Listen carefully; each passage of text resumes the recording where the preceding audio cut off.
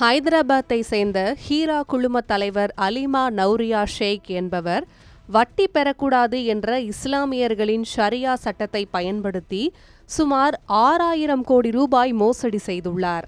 இவர் வட்டி தரமாட்டோம், ஆண்டுக்கு 36% ஈவுத்தொகையாக அதனை தருவோம் என்று கூறி சுமார் 1.75 லட்சத்துக்கும் மேற்பட்ட முதலீட்டாளர்களிடம் ஆயிரக்கணக்கான கோடி ரூபாய்களை வசூலித்ததாக குற்றச்சாட்டு எழுந்துள்ளது. தங்க நகை, ஜவுளி, ரியல் எஸ்டேட், சுற்றுலா உள்ளிட்ட பல துறைகளில் செயல்படுவதாக விளம்பரம் செய்த ஹீரா குழுமத்தில் முதலீடு செய்தவர்களுக்கு வாக்குறுதியாக அளிக்கப்பட்ட தொகை வாடிக்கையாளர்களுக்கு வழங்கப்படவில்லை என புகார்கள் எழுந்தன. முதலீட்டாளர்களின் பணத்தை தனிப்பட்ட கணக்குகளுக்கு மாற்றி பல இடங்களில் சொத்துக்கள் வாங்கியதாகவும் அமலாக்கத்துறை கண்டுபிடித்துள்ளது.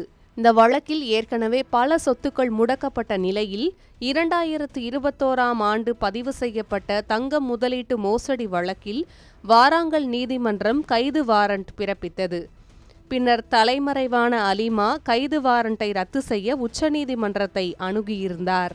இந்நிலையில் தற்போது ஹரியானாவில் பதுங்கியிருந்த அவரை தெலுங்கானா போலீசாருடன் இணைந்து அமலாக்கத்துறை கைது செய்து தீவிர விசாரணை நடத்தி வருகின்றனர்.